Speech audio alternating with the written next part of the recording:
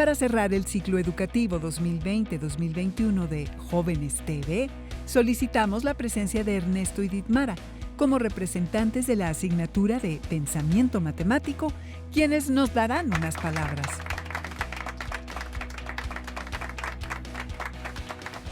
Hola, ¿cómo están?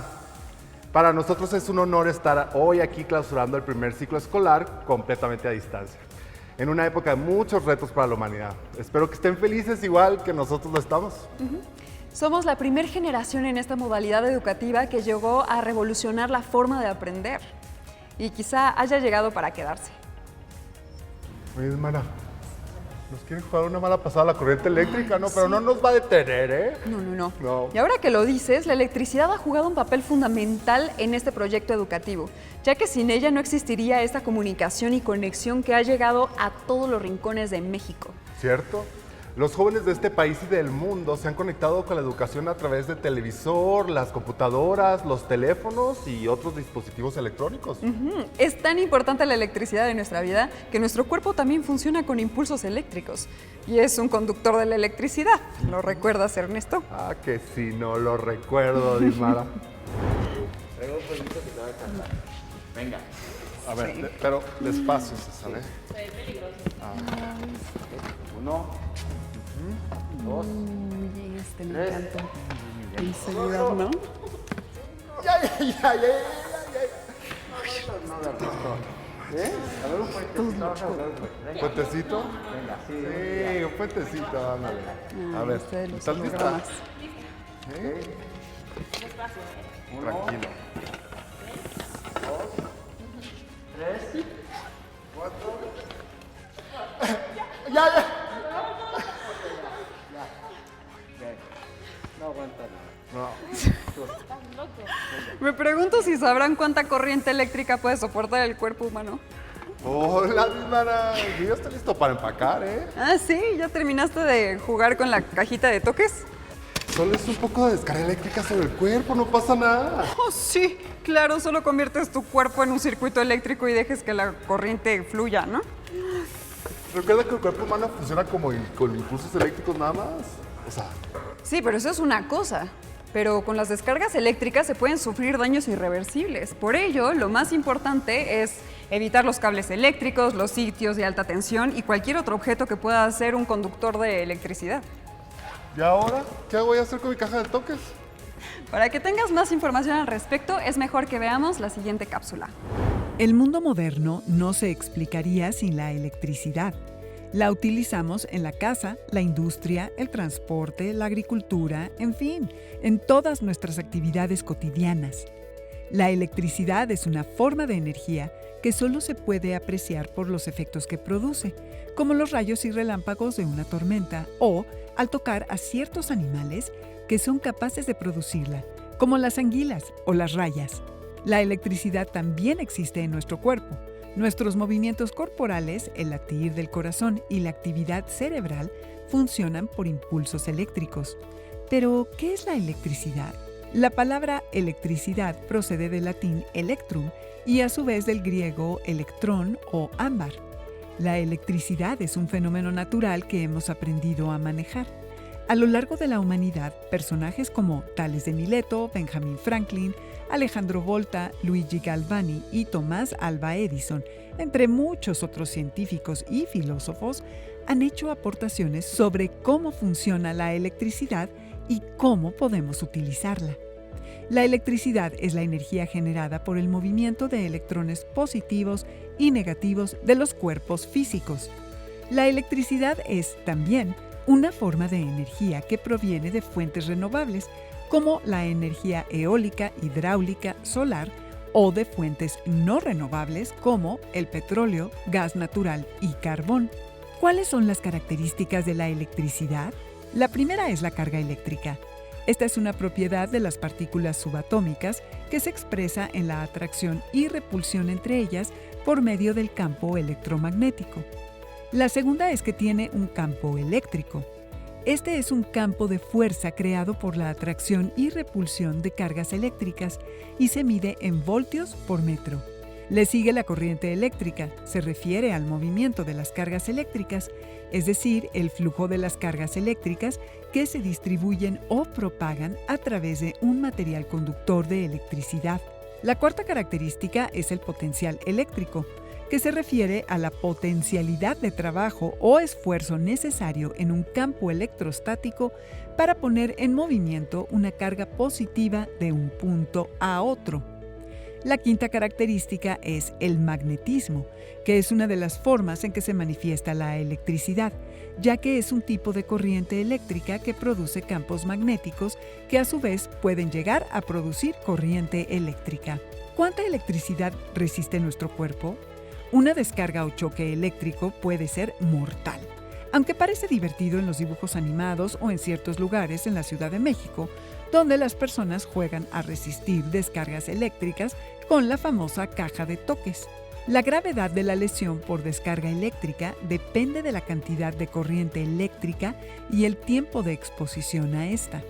En promedio, una persona no puede soportar más de 10 miliamperios. Los riesgos que puede sufrir una persona con una descarga eléctrica van desde la parálisis de los músculos, paro respiratorio, asfixia, quemaduras o la muerte. Y hay más datos importantes para tomar en cuenta. Mira, la electricidad que se presta en diferentes industrias y servicios es variable.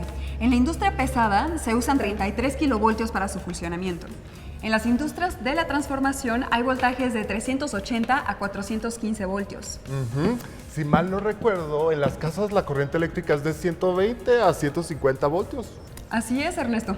Otro dato importante es la resistencia del cuerpo humano a la electricidad. Hay estudios que demuestran que el valor máximo de resistencia es de 3000 ohmios. El nivel medio de resistencia es de 1000 a 2000 ohmios y el mínimo de resistencia es de 500 ohmios. De manera que para llegar a estos parámetros tenemos que echar mano de la ley de Ohm, ¿no? Elemental, Ernesto. Ok. Esta ley del físico matemático alemán Georg Simon Ohm es una ley básica para entender los fundamentos principales de los circuitos eléctricos. Básicamente dice que la corriente eléctrica que circula por un conductor es directamente proporcional a la tensión aplicada entre sus extremos e inversamente proporcional a la resistencia que ofrece el mismo. Por ejemplo, si accidentalmente se tocara un cable de corriente eléctrica de la casa que es de aproximadamente 230 voltios sobre unos 100.000 ohmios como resistencia de nuestro cuerpo, tendríamos circulando unos 23 miliamperios que podrían producir un simple calambre. Y en caso de que haya humedad en la superficie o el cuerpo esté mojado o en agua, pues en ese caso la cosa no sería tan agradable. Tomando en cuenta que la resistencia del cuerpo a la electricidad se desploma a 1000 ohmios en un ambiente con agua, pues los miliamperios serían como de 230. Y en ese caso ya estarías frente a un paro cardíaco. ¿Qué? Sí, pero no pongas esa cara, mejor vamos con nuestro invitado. Hoy estamos con el maestro en ciencias Fernando Ángeles Uribe del Instituto de Astronomía de la UNAM. ¿Qué tal, maestro? Bienvenido al programa. Hola, muy buenos días a todos. El día de hoy nos puede explicar qué es la electricidad y en qué fenómenos físicos se presentan. Ok, la electricidad es el estudio de todos los fenómenos que se deben a las cargas eléctricas. Toda la materia está compuesta de cargas eléctricas, absolutamente toda. Entonces, esto se debe a una propiedad que se llama carga, justamente. No se sabe exactamente qué es o qué la genera, pero se sabe que mucha de la materia la posee, y lo que ocasiona son atracciones entre partículas. Todo lo que está alrededor de ti, absolutamente todo, está sostenido por cargas eléctricas. Es la fuerza más fuerte, digamos, que después de la fuerza nuclear, pero la diferencia es que la carga eléctrica genera fuerzas a distancias muy grandes. Entonces, todo el estudio de todos los fenómenos eléctricos y eventualmente de todos los magnéticos se hacen justamente a través de la electricidad, del electromagnetismo. Genera tantas variedades de efectos que es interesantísimo, y es lo que le da muchas de las características que tiene todo lo que existe en este universo. Como te digo, todo lo que está alrededor de ti, absolutamente todo, está sostenido por cargas eléctricas. ¿Cuáles son los modelos matemáticos que se utilizan para describir algunos de estos fenómenos? Ok, pues esa pregunta es muy bonita, porque justamente la teoría más completa, matemáticamente hablando, de los fenómenos electromagnéticos se debe a Maxwell. Hay una serie de ecuaciones que se llaman ecuaciones de Maxwell, que describen perfectamente todo lo que sucede en el nivel electromagnético. Y de hecho, justamente enlaza la parte eléctrica y magnética, y no solamente eso, sino que además gracias al estudio, a estas ecuaciones de Maxwell, se puede predecir la existencia de las ondas electromagnéticas, que se descubrió que tienen la misma velocidad que la luz, de donde se supone o se supuso que la luz misma no es más que un fenómeno electromagnético, y es una onda que viaja en el espacio. Entonces, son ecuaciones muy completas, describen todo lo que se conoce a nivel electromagnético. Son matemáticas de cálculo avanzado, digamos, pero se tienen perfectamente definidas. Se conocen bien las soluciones, se manejan, digamos, de manera fluida, a diferencia de otros terrenos de la física. ¿Cómo se genera la electricidad y cómo es que se transporta o se almacena? En realidad, lo que tenemos que ver cómo se genera es la energía eléctrica. La electricidad, la carga siempre está ahí. La carga no se puede destruir ni crear de la nada. La cantidad de carga en el universo es constante, no se puede cambiar. Lo que yo puedo hacer es transportar energía utilizando electricidad. ¿Cómo se hace esto? Cuando yo tomo dos cargas que están unidas y las separo, tengo que aplicar energía. Es inevitable. Cuando las suelto y las cargas se juntan de nuevo, me entregan energía. Entonces, la manera de generar la energía eléctrica es separando las cargas unas de las otras. Cuando uno transporta energía, tiene que transportar las cargas a través de conductores. Un conductor, digamos, la versión simple es algo que puede transportar las cargas fácilmente. Hay una definición un poco más formal, pero creo que no viene al caso. Entonces, una vez que separo estas cargas, las transporto a través de estos conductores, y en la casa de todo el mundo lo que se hace es dejarlas que se junten. Cuando uno las deja que se junten, es cuando pasa todo lo que uno ve como gasto de energía. La luz en los focos, la computadora que se enciende, la licuadora, el refrigerador, todo eso se debe justamente a que uno deja que las cargas se junten, y en el momento que se juntan liberan toda la energía que yo utilicé para separarlas. ¿Cuándo fue que se empezó a utilizar industrialmente la energía que produce la electricidad, digamos, por el ser humano? Más o menos a mediados del siglo antepasado fue cuando se empezaron a hacer toda la explotación de la energía eléctrica, y se iniciaron todos los estudios para poder utilizarla de manera más o menos eficiente. ¿Okay? Es impresionante si uno checa las curvas de crecimiento de tecnología, crecimiento de ciencia y sobre todo crecimiento de población. Todas están dirigidas por el uso de la energía. Entonces, más o menos sí fue con la revolución industrial que comenzó toda esta cuestión. Antes ya se habían comenzado a hacer estudios sobre la eficiencia de las máquinas en el aspecto térmico. Toda la termodinámica proviene de esa parte, pero la energía eléctrica presenta muchas ventajas sobre la energía térmica, y todo eso se comenzó a estudiar más o menos a mediados del siglo antepasado, y es lo que desata todo el boom en todos los sentidos de uso de energía en focos, radios, telégrafo, etcétera, etcétera. Maestro, muchas gracias por esta parte de la entrevista. Vamos a volver con usted en un momento. Y quédense con nosotros, volvemos con Ernesto Alford. Pues como ves, querido Ernesto, hay más datos que se deben tomar en cuenta antes de descargar electricidad en el cuerpo. Bueno, este tipo de retos no los pueden hacer personas con enfermedades cardíacas o que usen marcapasos, ni personas con enfermedades como epilepsia y mujeres embarazadas, ¿eh? Elemental, Ernesto. Pero, ¿cómo saber si la descarga que vas a aplicar es dañina o no? Pues con 5 miliamperios como que ya se sienten los toques de verdad y podemos sofarnos sin problemas. Bueno, con 1 miliamperio apenas si se siente un leve hormigueo en el cuerpo. ¿Lo quieres intentar? ¿Como yo toques? Sí. ¿Tú a mí electrocutarme? Sí, sería amable. Es el último programa, Dimara. Confía en mí, confía en mí. Despacito, sí. ¿va? Sí, ya, está en cero, está en cero. Ok. ¿Listo? 1. 2. Ok. 3. Ya. Ya, 0. Ay, el momento en que se pierde el control de los músculos, pues ya es difícil librarse de la fuente de energía eléctrica y es muy probable sufrir un paro respiratorio, Dimara. Ay, para llegar a eso estamos hablando de 6 a 30 miliamperios.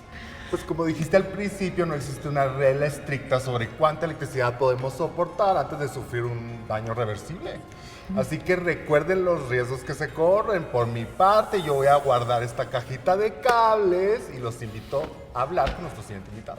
Continuamos con el maestro en ciencias, Fernando Ángeles Uribe. Maestro, ¿qué es la conductividad y la resistividad eléctrica en los materiales? La conductividad es la propiedad que tienen algunos materiales de poder dejar fluir libremente el campo eléctrico y la carga eléctrica. Ajá. Entonces, la definición simple es esa. Yo tengo algún material que deja que la carga se transporte libremente. Una mejor definición es que un conductor es un material que en cuanto ya aplicó un potencial, que es el nivel energético de un campo eléctrico, todo el material adquiere el mismo valor automáticamente. Es más, digamos, es correcta, pero es un poco más difícil de cachar. Lo más sencillo es decir que, bueno, las cargas se mueven libremente y no me cuesta nada de energía desplazarlas de un punto a otro. Los metales son los conductores más conocidos, aunque no son conductores perfectos.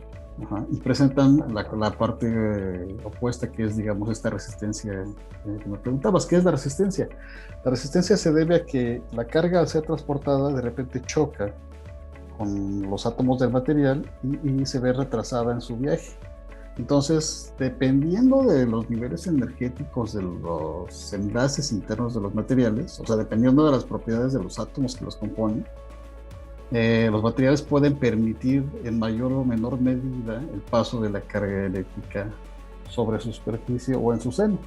Y entonces lo que uno va a notar es que cuando uno aplica una carga material, algo se opone a que fluya. Pueden hacer un experimento los niños con la mina de lápiz, por ejemplo, que son materiales que se oponen al paso de la corriente, pero deja pasar cierta cantidad. Se comportan como una resistencia, tienen cierta resistividad. La resistividad es cuánto se oponen. Normalmente se mide obteniendo los valores del voltaje, que es este potencial del que te hablaba, y la corriente, que es el flujo de cargas que surge a través del material. Esas son cosas que se pueden medir con un multímetro, un aparato muy, muy sencillo de usar. ¿Cómo podría decirnos que está presente la electricidad en los seres vivos y cómo es útil en los organismos? Bueno, la electricidad está presente en todos lados, aparte de los seres vivos.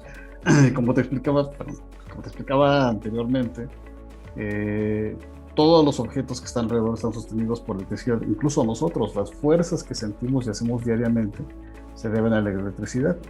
Esa tal vez es una fuerza que no se da uno cuenta de que está tan omnipresente, que no lo nota uno muy seguido. Sin embargo, hay fenómenos que sí se deben a la electricidad, que son muy importantes en los seres vivos. Las anguilas, por ejemplo, pueden generar voltajes muy grandes, 400 volts, para poder atrapar presas a su alrededor. Entonces tienen células especializadas que generan una diferencia de potencia muy pequeñita, pero están apiladas como si fueran muchas pilitas puestas unas tras otras, y el voltaje que genera es muy, muy alto. En los nervios, la transmisión del impulso nervioso no es eléctrica. Hay que tener mucho cuidado porque todo el mundo repite que el impulso nervioso es eléctrico. No es eléctrico, es una transmisión muy simpática, pero puede ser desatado por factores eléctricos. Cuando uno se da un toque, literalmente, lo que siente justamente es el efecto, no tanto de la corriente, sino el efecto sobre los nervios que pasan a través de tu cuerpo. Cuando no es tan fuerte, tan alto el voltaje. Entonces, sí hay fenómenos eléctricos que tienen efectos muy importantes sobre los seres vivos. Lo más importante tal vez es que pues, estamos sostenidos por la misma fuerza eléctrica. Nuestros huesos son muy fuertes debido a la fuerza eléctrica, pero los seres vivos pueden aprovecharla de muchas maneras. ¿Qué es la permitividad eléctrica? ¿Cómo puede conocerse y qué aplicaciones tiene? La permitividad en realidad es una propiedad de todos los materiales. Una aplicación directa, bueno, sí tiene aplicaciones directas, y el concepto surge del hecho de que si yo tengo una carga, cómo hace esta carga para transmitir su efecto a otro punto del espacio. Si yo pongo dos cargas separadas, va a haber una atracción o repulsión. ¿Cómo le hace la carga? No se sabe exactamente cómo se transmite la fuerza, a excepción del modelo estándar que supone que hay una partícula de intercambio. Y entonces lo que se hace es asignar una permitividad, digamos, del paso del campo eléctrico. La permitividad en realidad es proporcional al campo eléctrico, es qué tan fuerte siento yo el campo, es qué tanto está permitiendo que se transmita por su seno. Entonces depende del material. El espacio vacío tiene una permitividad asignada. Y esto es lo que le da, de hecho, el número mágico a la velocidad de la luz. Entonces, la permitividad lo que a lo que me ayuda es poder calcular cuál va a ser el efecto del campo eléctrico a cierta distancia de donde yo aplique un campo determinado. Obviamente tiene más aplicaciones en cuestiones como física de materiales, que eventualmente se reflejan en semiconductores, por ejemplo, donde es necesario conocer los valores de los campos eléctricos en diferentes posiciones del material para poder calcular exactamente qué es lo que está pasando. Maestro, muchísimas gracias por su tiempo y por esta entrevista tan bonita y tan interesante, en verdad. Perfecto, muchas gracias a ustedes. Y quédense con nosotros, vamos a volver al foro. Vaya, claro que lo recuerdo. Sin duda todos los días aprendemos cosas nuevas, ¿eh? Estas 2 temporadas hemos revisado conocimiento de ciencia, arte, vida saludable, conciencia histórica, gastronomía. También de tecnología, educación financiera, experimentos, paradojas y retos, muchos retos. Muchos. Lo más interesante es que todas estas áreas de conocimiento han sido transversales y vinculantes con las matemáticas. Por eso estamos muy felices y orgullosos de participar en la realización de 144 programas de pensamiento matemático, en los que hemos contado con la participación de muchas personas. Desde autoridades educativas, instituciones y personal administrativo, hasta la participación de científicos, académicos y especialistas que enriquecieron esta dinámica educativa. A todos ellos, muchas gracias. Este ha sido un esfuerzo conjunto realizado en un momento de crisis sanitaria. Por lo mismo, queremos agradecer a todas las personas que planearon y coordinaron las temáticas académicas. Al equipo de producción, que en cada grabación impusieron su máximo potencial. Muchas gracias a todos. Productor, camarógrafos, iluminadores, maquillistas, utileros, escenógrafos, fotógrafos, ingenieros de audio. Al director, gracias.